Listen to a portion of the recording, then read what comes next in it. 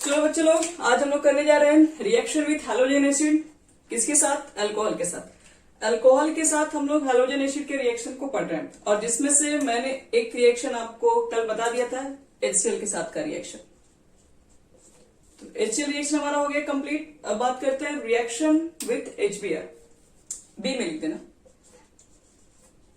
Reaction with HBr। HBr। चलो alcohol का reaction करवाते हैं। HBr के साथ क्या होगा? तो आपके पास यहां पर है CH3 CH2OH, ये आपके पास अल्कोहल है। HBr आपको यहां पर रिएक्शन करवाना है, और इसके रिएक्शन को करवाने के लिए हमें क्या करनी पड़ती है? कैटलिस्ट वगैरह चाहिए होती है। वो कैटलिस्ट क्या है? तो वो कैटलिस्ट यहाँ पर CONK-H2SO4 होता है। और CONK-H2SO4 से जैसे ही आप कैटलाइज कर दीजिएगा इस रिएक्शन को, तो यहां पर सब कुछ सेम ही होता है। यहां पर आपके पास बनेगा क्या? जैसे हम लोग पीछे बना देते हैं, वही भी आज सेम ही बनेगा। यहां से वही चीज है, यहां से OH ग्रुप टूटता है, ये वाला बॉन्ड टूट जाता है यहां से, और ये बॉन्ड टूट जाएगा। इसके बदले में Br को हम लोग यहां रखते हैं, यानी कि CH3 बोलोगे, CH2 बोलोगे, Br बोलोगे और H2 बोलोगे।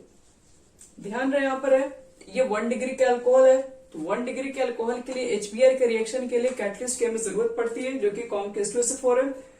और अगर मान लो कि आपके पास अगर 1 डिग्री का अल्कोहल अगर नहीं है, सपोज कि आपके पास 2 डिग्री का है, 3 डिग्री का है, तो आपको कल बताए थे कि 2 डिग्री 3 डिग्री ज्यादा स्टेबल होता है, तो ज्यादा स्टेबल है उस कंडीशन में। और दूसरी बात, आपने HBr भी रखा है। HBr में Br एक अच्छा न्यूक्लियोफाइल है, एक अच्छा लिविंग ग्रुप है, आसानी से यहां से अलग हो जाएगा। तो इसलिए बोल सकते हैं कि 1 डिग्री अल्कोहल के लिए तो आप कैटलिस्ट की रिक्वायरमेंट्स होती है, लेकिन अगर आपके पास 2 डिग्री है, 3 डिग्री है, तो बोलते हैं no catalyst required for 2 degree and 3 degree alcohol. बाकी के लिए हमें कोई जरूरत नहीं किसी भी कैटलिस्ट की, सिर्फ 1 डिग्री की, क्योंकि 1 डिग्री वाला स्टेबल उतना फास्ट नहीं, आपको 1 डिग्री का कार्बोकेटायन ज्यादा स्टेबल नहीं होता है। अब देखो थर्ड, इसलिए ये बॉन्ड जल्दी टूटता नहीं है, इसलिए हमें क्या चाहिए होता है? CONK-H2SO4 कैटलिस्ट की रिक्वायरमेंट्स होती है। अब देखो next reaction, reaction with HI।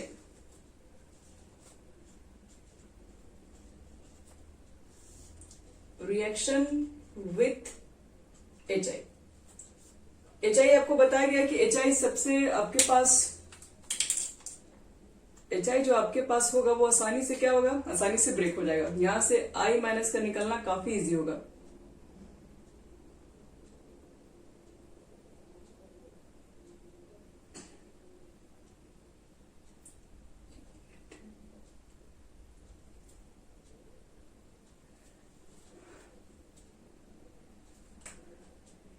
I minus का निकलना यहाँ थोड़ा ज्यादा इजी है बच्चे लोग हैं, तो I माइनस का जब निकलना ज्यादा इजी है, तो ये रिएक्शन थोड़ा फास्ट होता है, और इस रिएक्शन के लिए हमें कोई भी कैटलिस्ट की आवश्यकता नहीं होती है।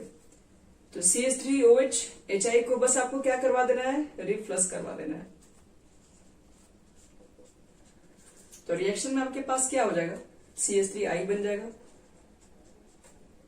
और H2O फॉर्म हो जाएगा। बस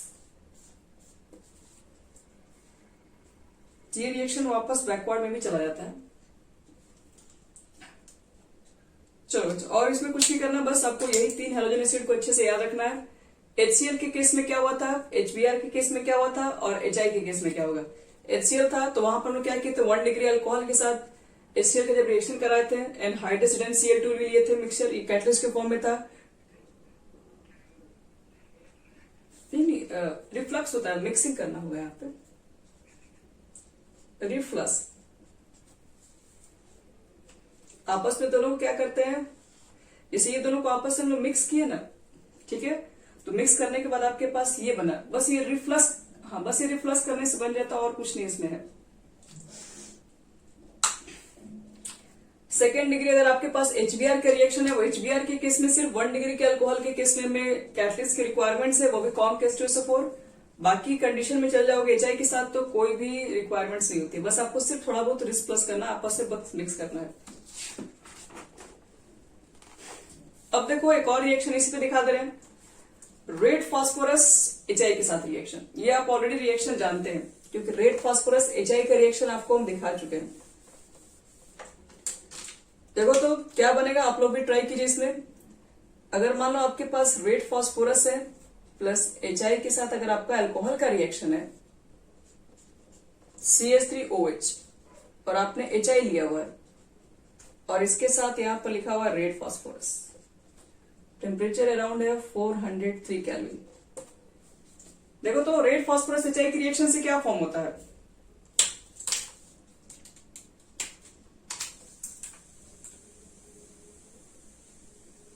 देखो बच्चे लोग, रेड फास्फोरस HI में अल्कोहल का ऐड करोगे, अल्कोहल क्या आप किसी में भी ऐड कीजिए, किसी के साथ भी अगर आप HI और रेड फास्फोरस का यूज करेंगे तो उस कंडीशन में हमारा क्या फॉर्म होता है, एल्केन फॉर्म होता है। एल्केन फॉर्म होने का ही सबसे अच्छा मेथड है। हाँ, तो करना क्या इसमें, देखो एक H को यहां डाल दो तो CH4 आपके पास हो जाएगा। बाहर क्या निकलेगा, बाहर आपके पास H2O फॉर्म होगा और 2 मॉलिक्यूल्स ले लीजिए, यहां पर I2 भी होगा। लेकिन प्रॉब्लम यहां पर देखो होता क्या है, मीथेन है I2 है, ये दोनों आपस में रिएक्ट कर जाएगा, रिएक्ट करने के बाद फिर वापस इधर कन्वर्ट हो जाएगा, मतलब CH3I आयोडाइड में कन्वर्ट हो जाएगा। तो हम चाहते हैं कि ये रिएक्शन यहीं पर स्टॉप हो जाए, ये रिएक्शन से फिर अगला रिएक्शन ना बने। तो हम लोग क्या करते हैं, यहाँ पर रेड फास्फोरस ऐड कर देते हैं। रेड फास्फोरस क्या करता है, रेड फास्फोरस ये आपके I2 से रिएक्ट कर जाता है और PI3 बना लेता है। और ये जो आपके पास कंपाउंड होंगे, ये जो कंपाउंड होगा PI3, फिर ये वापस किसी तरह से आगे रिएक्शन को प्रोसीड होने से रोक देता है। तो इसलिए हम लोग क्या करते हैं, अल्कोहल के साथ HI लेते हैं और साथ में रेड फास्फोरस भी लेते हैं, ताकि आपके पास ये पूरी तरीके से अल्केन ही रहे, अल्केन से फिर रिएक्शन आगे ना बढ़ जाए। तो ये आपके पास पूरा हेलोजन का रिएक्शन है, HCl, HBr, HI और HI के साथ साथ रेड फास्फोरस और HI का भी रिएक्शन। तो ये हो गया हमारा पूरा कंप्लीट। अब रिएक्शन करवाते हैं फास्फोरस हैलाइड के साथ, जो कि आपको ऑलरेडी हम पढ़ा चुके हैं, एक बार फिर से आ रहा रिएक्शन। नेक्स्ट कौन सा नंबर था, 5 नंबर, 6 नंबर है। रिएक्शन विथ लिखो बच्चे लोग, reaction with red phosphorus, sorry red नहीं, फास्फोरस हैलाइड, फास्फोरस हैलाइड। अब फास्फोरस हैलाइड में दो तरह का आपके पास फास्फोरस हैलाइड हो सकता है। एक हो सकता है आपके पास है PCl3, दूसरा हो सकता है PCl5, PX3 भी लिख सकते हो, PCl3 और PCl5, जिसमें से आपको बताना है प्रोडक्ट क्या क्या बनेगा। चलिए फर्स्ट वाला केस में बताओ तो क्या क्या बनना चाहिए प्रोडक्ट PCl3 में। हाँ, RClH3PO3, ये फॉस्फोरिक एसिड बस यहां बन जाता है, PCl3 यूज करेंगे तो। बैलेंसिंग चेक करोगे या फिर 3 है तो 3 से मल्टीप्लाई कर दो, और आपके पास जो अल्कोहल है इसमें कितना R दिख रहा है, हाइड्रोजन कितना हो बच्चे लोग, 3 है इसके अंदर है, तो 3 ऑक्सीजन भी है, 3 से तो मल्टीप्लाई करना ही पड़ेगा, हो जाएगा। यहां देखो, यहां क्या फॉर्म होगा, अल्कोहल के साथ PCl5 का रिएक्शन। चलो वेरी गुड, हो गया। बढ़ते हैं आगे, 7 नंबर रिएक्शन। अब इसके ऊपर ज्यादा डिस्कस क्या करना है, ऑलरेडी बहुत सारा डिस्कस कर चुके हैं इसके ऊपर। Reaction with thionyl chloride, reaction with thionyl chloride. चलो बताओ तो इसका फॉर्मूला क्या होता है, थायोनाइल क्लोराइड का फॉर्मूला,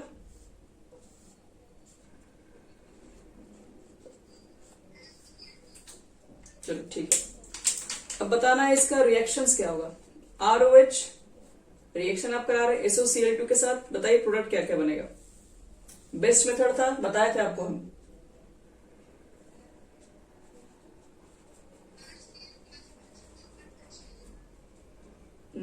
H2O, HCl है ना, हाँ हाँ, क्योंकि ये बेस्ट मेथड है, डार्जन प्रोसेस को बोलते हैं हम लोग हैं। SO2 और HCl गैसेस ये दोनों बाहर निकल जाती हैं। ये अल्काइल हैलाइड का सबसे बेस्ट प्रिपरेशन में था ये। चलो 8 नंबर देखते हैं। 8 नंबर आपके पास है reaction with ammonia, reaction with ammonia NH3। चलो देखो, अल्कोहल को अगर अमोनिया से रिएक्ट करा दे तो फिर क्या फॉर्म होगा कंपाउंड्स, उसके ऊपर बात करेंगे। तो ऊपर से मिटा रहे हैं, इधर होगा नहीं सब। देखो यहां ध्यान से 8 नंबर आता है। रिएक्शन विथ अमोनिया करवाने जा रहे हैं अल्कोहल के साथ के केसेस में। देखिए ये जो प्रोडक्ट देता है आपके पास एडिशन प्रोडक्ट देता है चला जाएगा, और ये रिएक्शन आपके पास मल्टीपल पॉली प्रोडक्ट फॉर्म करता है, जैसे CH3 CH2 OH है, और आपने रिएक्शन करा दिया अमोनिया के साथ। कैटलिस्ट Al2O3, टेम्परेचर आपके पास है अराउंड 633 केल्विन रहता है। देखो रिएक्शन क्या होगा, रिएक्शन में निकलेगा इसमें सीधे आपके पास वाटर मॉलिक्यूल्स निकलेगा, यहां से OH ब्रेक कर दो और इसका H निकलेगा, यहाँ OH बॉन्ड टूट जाता है, तो OH और H टूट जाएगा, तो फिर क्या होगा इसके अंदर, तो वाटर निकालने के बाद आप क्या फॉर्म करेंगे वो लिखते रहेंगे, CH3 CH2, H निकल चुका है, ये बनता है आपके पास एमीन। लेकिन ये एमीन बनाने का एक अच्छा मेथड नहीं माना जाता है। रीजन क्या है, देखो ये जो आपके पास 1 डिग्री का एमीन बनेगा, ये फर्दर रिएक्ट कर जाएगा अल्कोहल के साथ, ये फिर वापस भी रिएक्शन कर जाएगा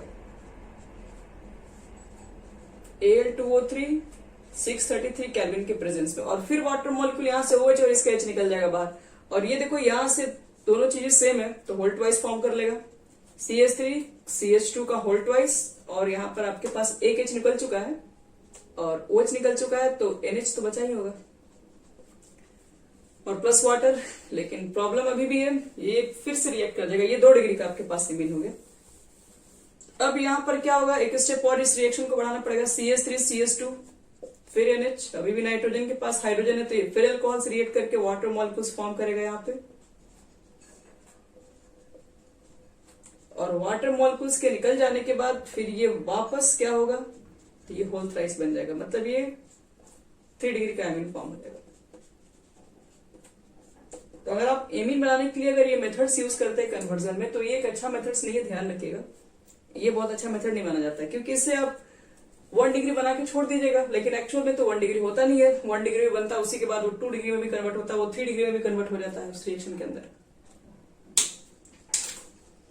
चलो इसके बाद जो बताने जा रहे हैं वो मोस्ट VVI रिएक्शन है, ध्यान रखिएगा, बहुत ही ज्यादा उसके बारे में कहा जाता है। अल्कोहल होता है तो अगर उससे क्वेश्चन नहीं दिया जाए तो फिर अल्कोहल का एक तरीके से अपमान हो जाएगा फिर, तो इसलिए इसके बाद वाला रिएक्शन जो बता रहे हो बहुत इंपॉर्टेंट रिएक्शन है, ऐसा वो है, समझ लो, इसके बिना अधूरा है सब पार्टी अल्कोहल का। 9 नंबर, रिएक्शन विथ कॉम-K2SO4। कॉम-K2SO4 का रिएक्शन अल्कोहल के साथ वेरी वेरी वेरी, जितना लगा सकते हैं आप लगा दीजिए, जितना आपके पास भी हट सकता है आपके कॉपी पे, वेरी इंपॉर्टेंट रिएक्शन है। आओ चेक करते हैं इसमें ऐसा क्या इंपॉर्टेंट है भाई इसके अंदर।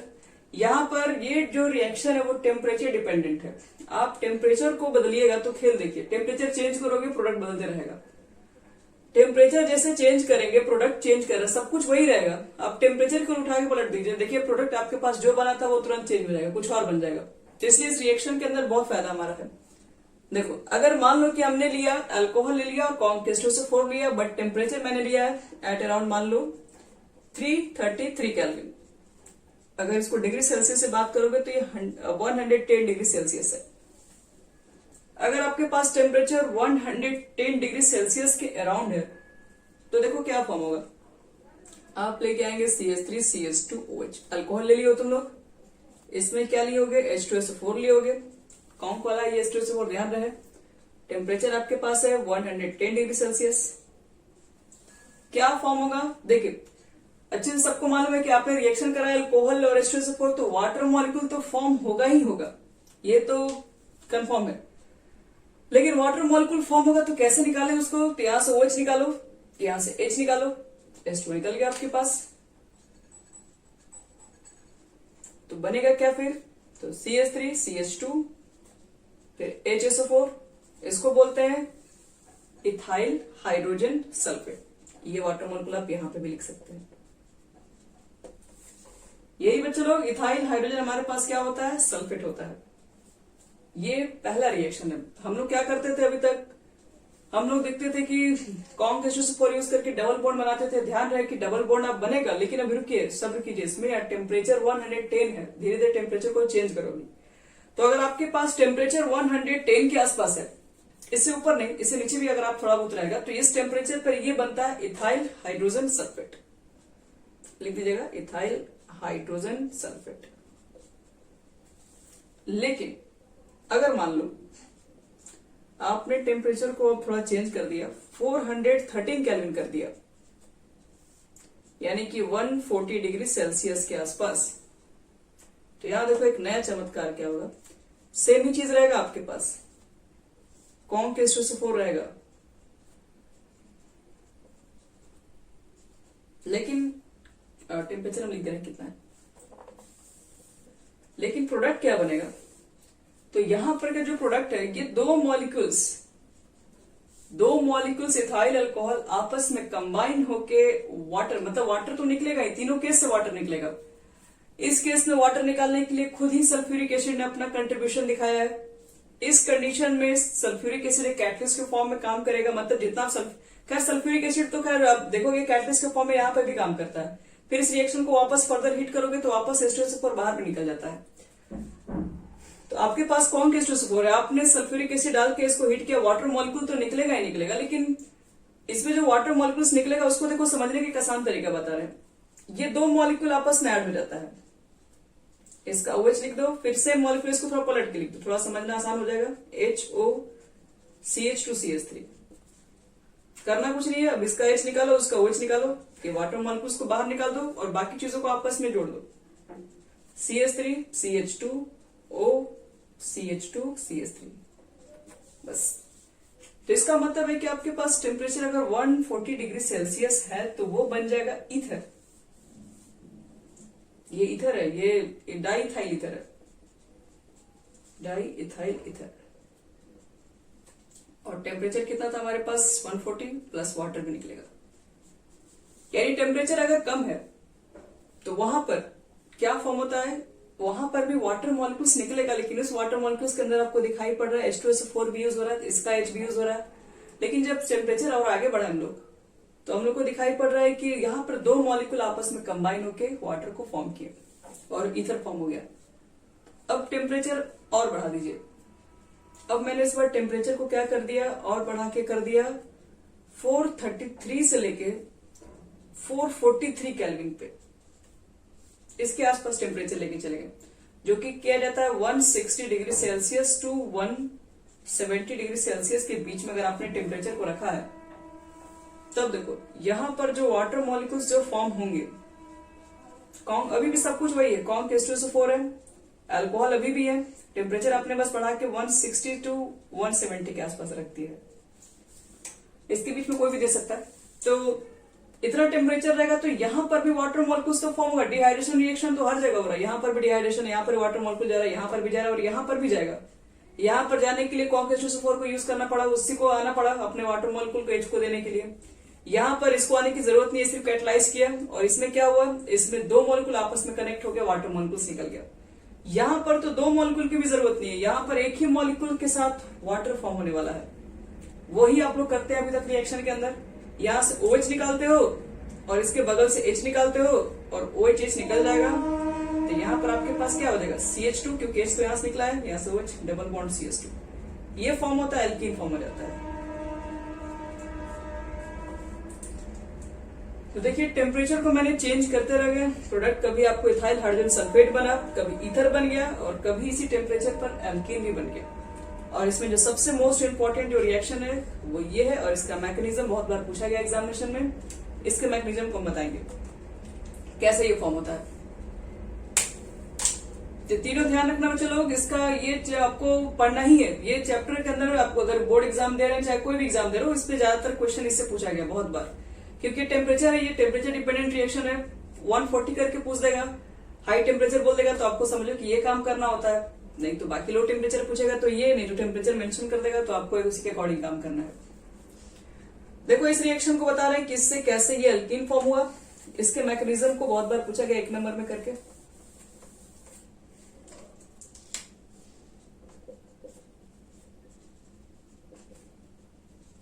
देखो इसका मैकेनिज्म है, कैसे ये एल्कीन फॉर्म होता है उसके ऊपर बात करेंगे। H2SO4 आखिर क्या हो रहा है, कैसे रिएक्शन के अंदर यूज हो रहा है, उसका कुछ वर्क होता नहीं है, वर्क सबका होता है। यहाँ देखिए आपके पास पहले क्या रहेगा, फर्स्ट स्टेप देखो CH3 CH2 OH है आपके पास,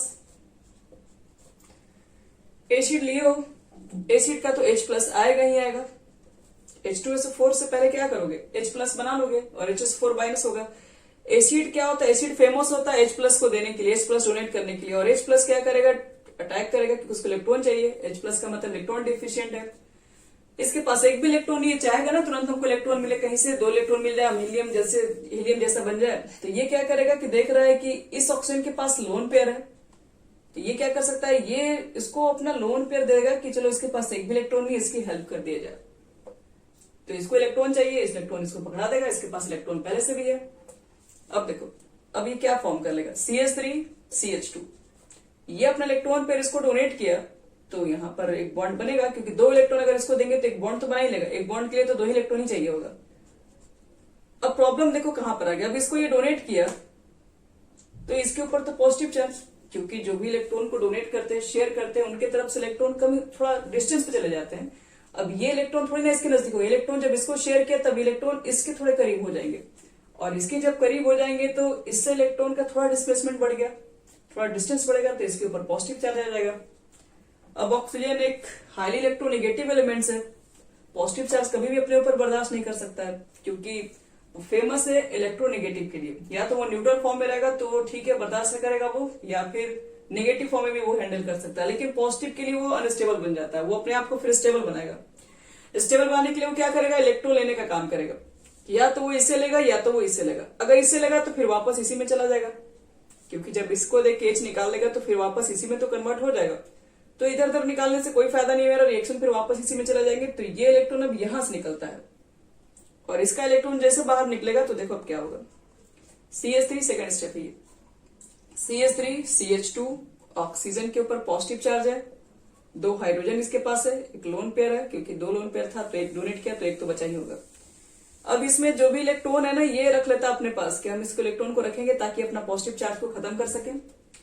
अभी 2 इलेक्ट्रॉन को जब अपने तरफ ही रख लेगा तो ये तो बॉन्ड पूरा टूट जाएगा, क्योंकि इसी 2 इलेक्ट्रॉन की वजह से तो बॉन्ड है दोनों के बीच में। तो ये रिएक्शन थोड़ा स्लो होता है, क्योंकि अब सिंगल बॉन्ड को ब्रेक कर रहे हो, मेहनत तो करना पड़ेगा। तो अब देखो इसके बाद ये चीजें, जैसे ये 2 इलेक्ट्रॉन निकल के आएगा तो यहाँ पर क्या बन जाएगा, कार्बोकेटायन फॉर्म हो जाएगा, क्योंकि 2 इलेक्ट्रॉन निकल गया तो इस कार्बन डिफिशियंट हो जाएगा, इसके पास एक बॉन्ड 2 इलेक्ट्रॉन गायब हो गया, और ये क्या हो गया, 2 इलेक्ट्रॉन ले लिया तो इसका पॉजिटिव चार्ज हट गया, ये न्यूट्रल बन गया, यही डिहाइड्रेशन में वाटर मॉलिक्यूल फॉर्म होता है, वाटर निकल गया बाहर ही। अब देखो इसके अंदर क्या होगा, यहाँ पे next last reaction third step, CH3 है और आपके पास CH2 है, ये प्लस है।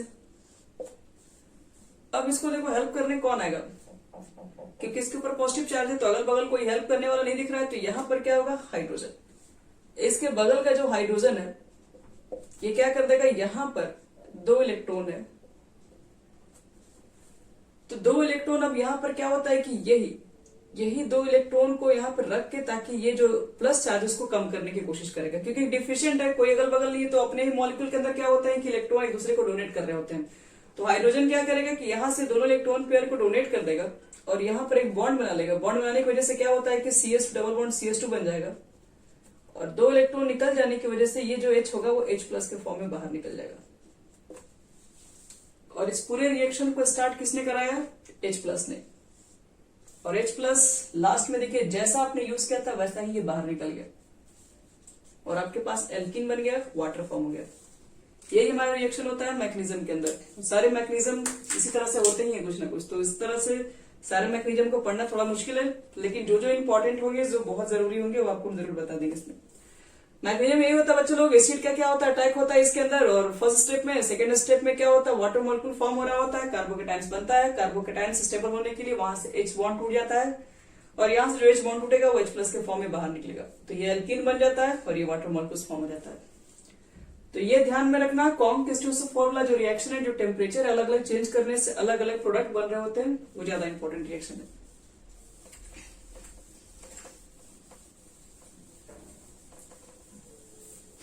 चलो अब हम लोग पढ़ते हैं नेक्स्ट रिएक्शन हमारे पास है। नेक्स्ट रिएक्शन हमारे पास कौन सा है भैया? ऑक्सीडेशन की रिएक्शन बता रहे हैं आपको, वेरी इंपॉर्टेंट रिएक्शन, ये भी मार दो एकदम VBI।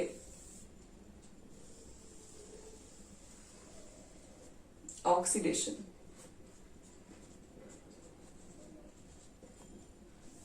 चलो अल्कोहल का करवाने जा रहे हैं ऑक्सीडेशन। ऑक्सीडेशन फेमस रिएक्शन हमारा, याद रखिएगा, बार बार जरूरत पड़ता है। पहले जान लेते हैं कुछ इसके बारे में। लिखो, oxidation of alcohol, oxidation of alcohol involves the formation of carbon double bond, एक minute sorry, carbon oxygen double bond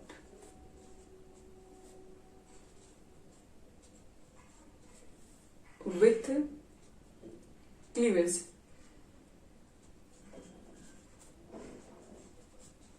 of OH and CH bond। यानी कि जब आप ऑक्सीडेशन करवाते हैं अल्कोहल का, तो वो क्या होता है, बनता है कार्बन ऑक्सीजन डबल बॉन्ड बनता है। कैसे बनता है? क्लीवेज करके OH बॉन्ड को CH बॉन्ड को। मतलब जैसे यहां देखो, अल्कोहल तुम्हारे पास होगा तो जाहिर सी बात है कार्बन तो होगा ही, उसके बगल में कोई हाइड्रोजन होगा, उसके बगल में कोई ऑक्सीजन होगा, उसके बगल में कोई हाइड्रोजन। ये तो अल्कोहल का पहचान है। बॉन्ड देखो कौन कौन सा टूटता है वो बता रहे हैं। यहां पर जो बॉन्ड टूटता है, एक बॉन्ड तो आपके पास ये टूटता है, एक OH का बॉन्ड, और एक हमारे पास होता है ये बॉन्ड। ये दोनों बॉन्ड बच्चे लोग होता है ब्रेक। ये ब्रेक हो गया तो बनेगा क्या, इस कार्बन के साथ क्या दिख रहा है, दो बॉन्ड। ये आपके पास ऑक्सीजन है, तो ऑक्सीजन के साथ अब कार्बन जो बॉन्ड बनाएगा वो डबल बॉन्ड। मतलब ये दोनों बॉन्ड ब्रेक होके क्या होता है, ये दोनों बॉन्ड यहां से टूट जाते हैं। अब इसके इलेक्ट्रॉन और इसके इलेक्ट्रॉन ये दोनों मिलकर यहां पर बनाएंगे तो बॉन्ड बना लेते हैं। जैसे ये टूटेगा तो इसका इलेक्ट्रॉन होगा जो इसमें शेयर किया है, ये टूटेगा तो इसका इलेक्ट्रॉन जिसमें शेयर किया है, और दोनों मिलकर शेयर करेगा तो यहाँ डबल बॉन्ड बन जाएगा। तो वास्तव में ऑक्सीडेशन में हो क्या रहा होता है, ऑक्सीडेशन के अंदर आपके पास एक OH बॉन्ड टूटता है और एक CH बॉन्ड टूटता है, और ये आपस में जुड़ के कार्बोनाइल कंपाउंड्स में कन्वर्ट होते हैं, जो कि आप लोग एल्डिहाइड और कीटोन में, एल्डिहाइड और एसिड के अंदर कन्वर्ट करते हो, कीटोन से भी कन्वर्ट करते हो। तो बोलेंगे हम लोग दीज आर ऑल्सो कॉल्ड, इसको क्या बोलते हैं, डिहाइड्रोजनेशन रिएक्शन। वास्तव में टूट तो हाइड्रोजन ही रहा है, dehydrogenation reaction since they involve loss of the hydrogen from the alcohol molecules। क्यों होता है, क्योंकि आप देख रहे हैं कि हाइड्रोजन मॉलिक्यूल का लॉस हो रहा है ऑक्सीडेशन के थ्रू, इसलिए इस रिएक्शंस को हम लोग डिहाइड्रेशन रिएक्शंस भी कहते हैं। चलो अब ले रहे हैं ऑक्सीडाइजिंग एजेंट के ऊपर बात करेंगे। ऑक्सीडेशन तो करवाना है, ऑक्सीडेशन समझ में आ गया, दो बॉन्ड ब्रेक होता है, ठीक है, और एक नया कार्बोनाइल कंपाउंड्स फॉर्म हो रहा होता है। अब इसके अंदर समझेंगे कि ऑक्सीडेशन को करवाने के लिए, सब बॉन्ड को तोड़वाने के लिए कुछ ना कुछ तो चाहिए होगा, अपने आप तो नहीं टूट सकता ये।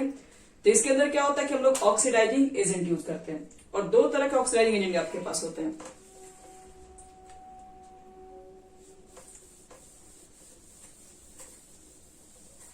चलो लिखना है, पहला strong oxidizing agent, strong oxidizing agent.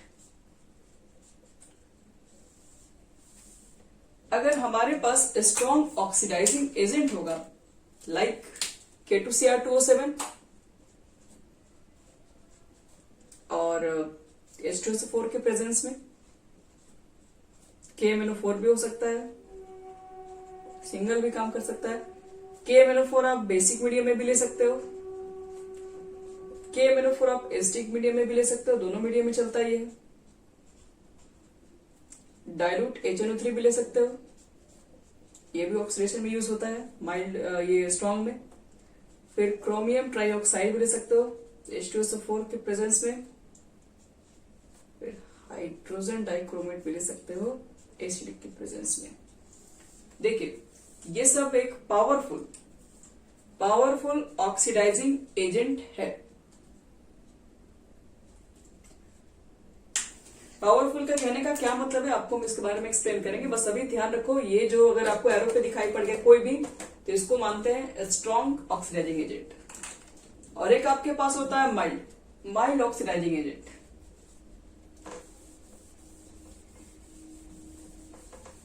देखो माइल्ड ऑक्सीडाइजिंग एजेंट क्या होता है। माइल्ड ऑक्सीडाइजिंग एजेंट, माइल्ड का देखो मतलब आपके पास कौन कौन से एग्जांपल ले रहे हैं। Chromium 6 regent. क्रोमियम 6 का मतलब है क्रोमियम का वो ऑक्सीडेशन नंबर है 6। क्रोमियम 6 रिजेंट जिसका नाम है सच एज, इसको बोलते हैं कॉलिंस रिजेंट, जिसका फॉर्मूला देखोगे थोड़ा खतरनाक सा है, Cr O3 2C2H5N। इसको हम बोलते हैं क्रोमियम ट्राइऑक्साइड पिरिडिन।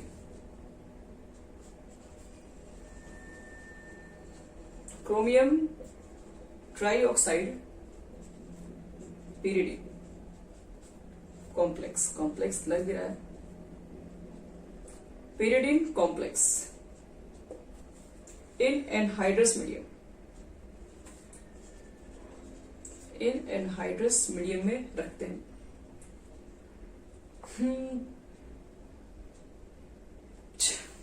और देखो एक और है, एक तो ये होता है रिजेंट और एक और आपके पास है। फर्स्ट तो दिखा दिए कॉलिंस रिजेंट पे भी काम कर सकता है। दूसरा देखो पीसीसी का मतलब, तो इसको हम लोग शॉर्ट में पीसीसी भी बोलते हैं। एक मिनट, तो पिरिडीनियम है, हाँ पिरिडीनियम क्रोमियम क्रोमेट, ठीक है। देखो इसको शॉर्ट में कॉलिंस रिजेंट को शॉर्ट में हम लोग पीसीसी भी बोलते हैं, जिसके लिए हम लोग फॉर्मूला देखो क्या होता है। एक मिनट, थोड़ा सा कंफ्यूज है। CrO3 है, C2H5N होता है और यहां पर HCl होता है। एक मिनट मुझे तो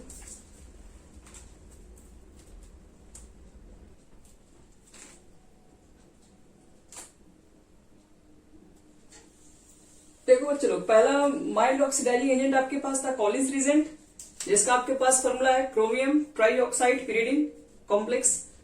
और दूसरा, एक मिनट, दूसरा जो तुम्हारे पास होता है, एक होता है एंड, ये हम लिखते हैं। सेकेंड जो हमारे पास है पिरिडीनियम क्लोरोक्रोमेट, पिरिडीनियम क्लोरोक्रोमेट,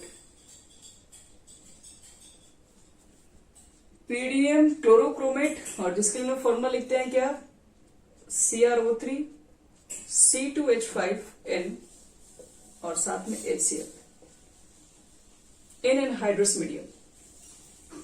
इन एनहाइड्रस, ये एनहाइड्रस के फॉर्म में लेते हैं, ड्राई के फॉर्म में लेते हैं, इसमें वाटर मॉलिक्यूल्स नहीं रहता है।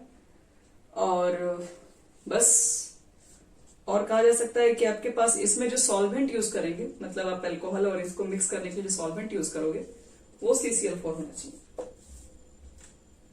मतलब यहां पर जो सॉल्वेंट यूज करेंगे वो CCl4 होना चाहिए। ये एनहाइड्रस के फॉर्म में होगा, सॉल्वेंट वहां पर जो डालेंगे वो CCl4। तो पहले समझो, फाइनली ये आपके पास दो तरह के हम दिखाएं आपको ऑक्सीडाइजिंग एजेंट, जो कि फर्स्ट वाले कंडीशन में स्ट्रॉन्ग था और ये थोड़ा माइल्ड है, मतलब थोड़ा सा कमजोर होगा, जिसमें कॉलिंस रिजेंट है और इसको शॉर्ट में हम लोग बोलते हैं पिरिडीनियम क्लोरोक्रोमेट, जिसको शॉर्ट में पीसीसी यूज करते हैं हम लोग। देखो पीसीसी ही लिख देते हैं, ज्यादा फेमस है, क्योंकि आपको समझ में आ रहा है कितना लंबा चौड़ा कोई फॉर्मूला याद रखेगा नहीं, इसी को शॉर्ट में यूज कर लिया जाता है।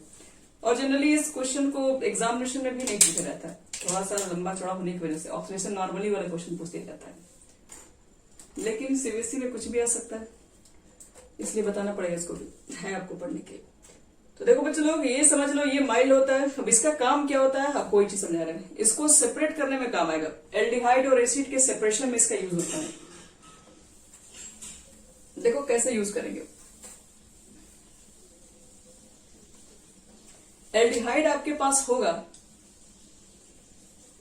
ये हम लिख दे रहे हैं, aldehyde are easily are easily oxidize to corresponding acid, to corresponding acid with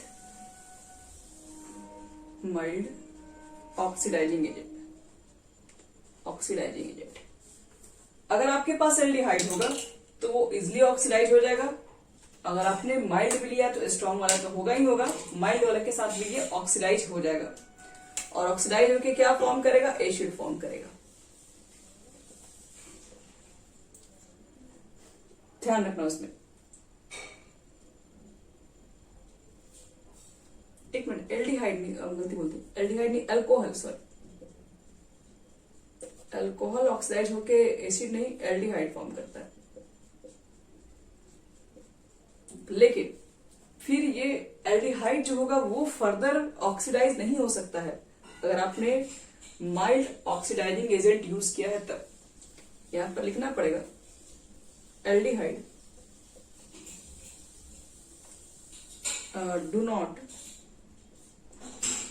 show oxidation with mild oxidizing agent।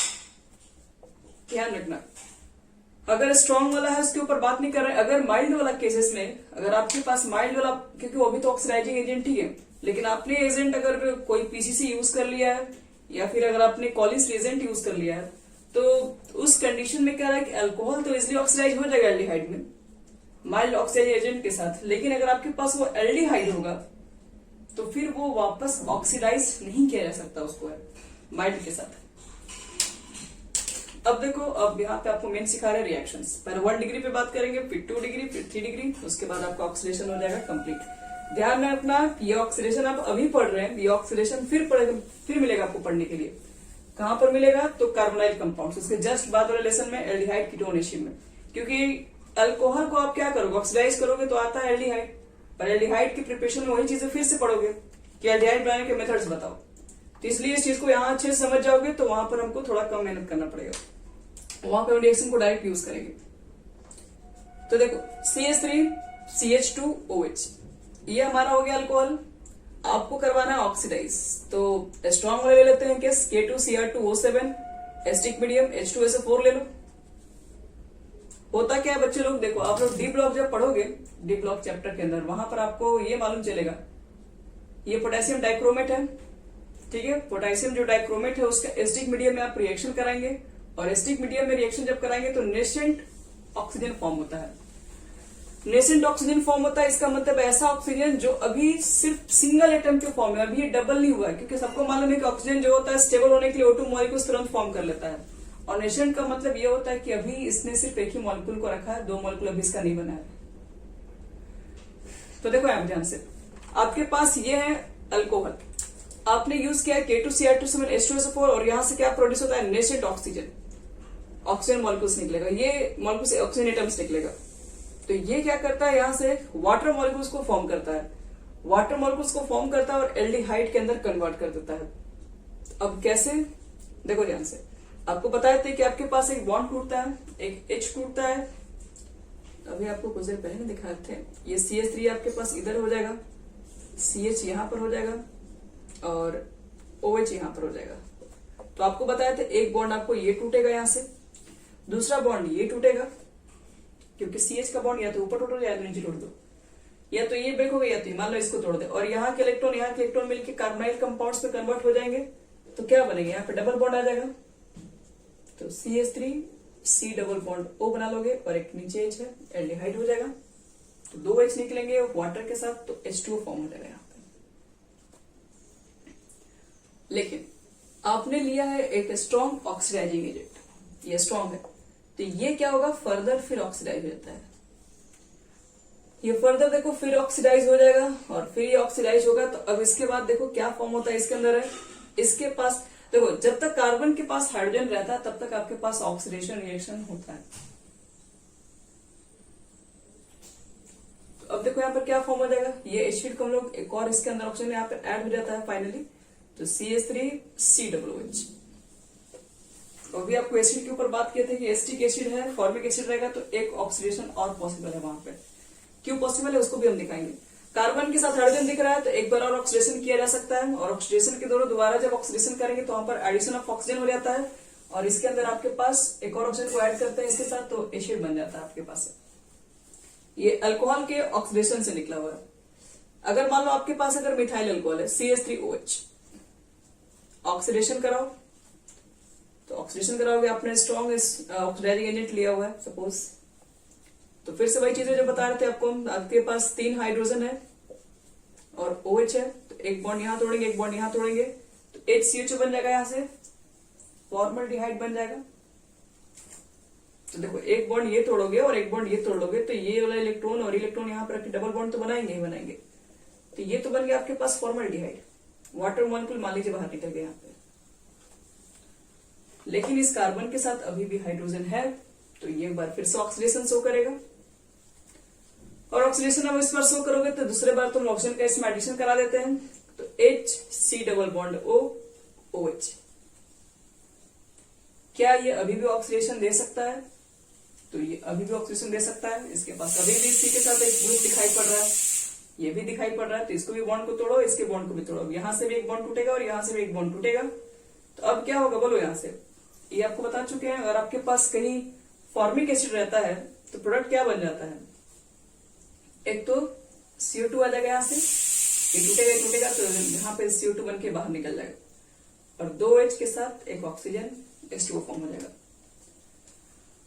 तो ध्यान रखना बच्चे लोग, अगर आपके पास अल्कोहल में अगर मिथाइल अल्कोहल है तो फर्स्ट बार ऑक्सीडेशन में पहले तो बनेगा फॉर्मल्डिहाइड, दोबारा ऑक्सीडेशन करोगे तो एडिशन हो जाता है, मतलब बनेगा फॉर्मिक एसिड। सिंस यहाँ पर कार्बन के पास अभी भी हाइड्रोजन ग्रुप दिख रहा है और OH भी बॉन्ड यहाँ दिख रहा है क्लियर, तो एक बार ये बॉन्ड फिर ब्रेक होगा, और ब्रेक होने के बाद यहाँ से CO2 और H2O बाहर फॉर्म हो जाता है। चलो अब इसके बाद आगे बता रहे हैं।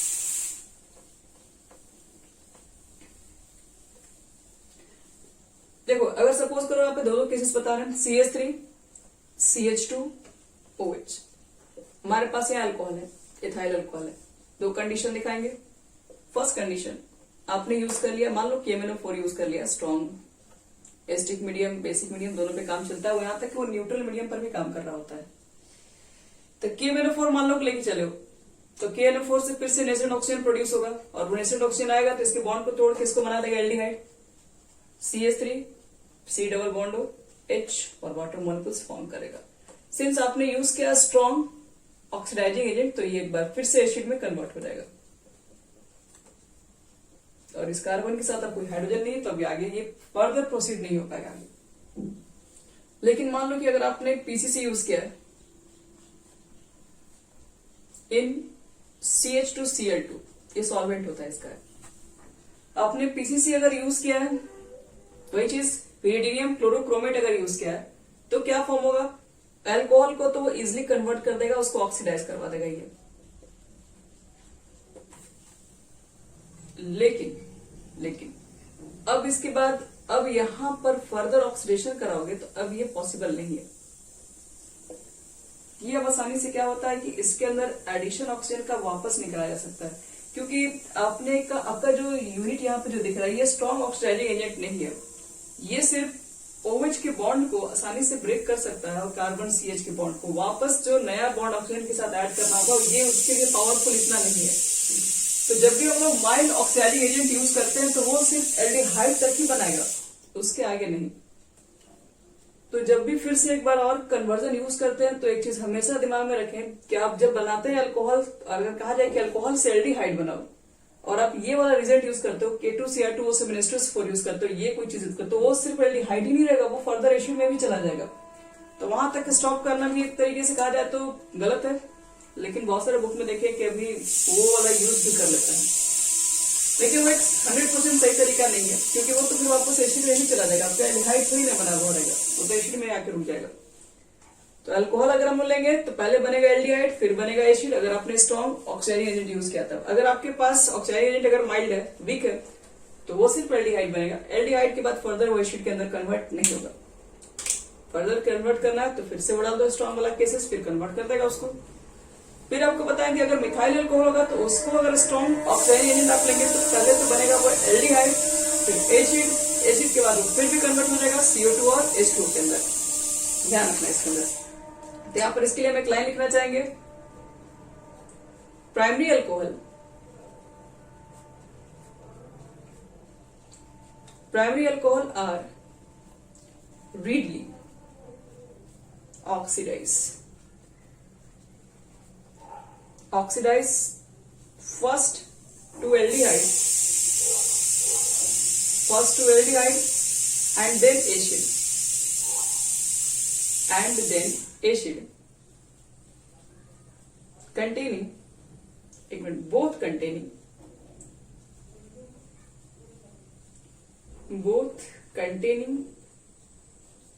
same number of carbon atom, same number of carbon atom। यानी कि अगर आपके पास प्राइमरी अल्कोहल है तो पहले तो बनेगा वो एल्डिहाइड, फिर वापस कन्वर्ट हो जाएगा। Primary alcohol are readily oxidize first to aldehyde and then acid, और एल्डिहाइड हो चाहे एसिड हो उसमें दोनों में ही कार्बन का जो नंबर होगा वो सेम होगा, अगर वो प्राइमरी अल्कोहल है तब। इसके अंदर कार्बन के नंबर में कमी नहीं आता है। तो ये बच्चों लोग प्राइमरी अल्कोहल का ऑक्सीडेशन है। सेकेंडरी और टर्सरी हम लोग कल करेंगे क्योंकि ये इतना छोटा नहीं है, तो इसलिए भी अच्छा खासा टाइम जाएगा आपका। तो ये भी बड़ा रिएक्शन है। तो आप ऑक्सीडेशन के बारे में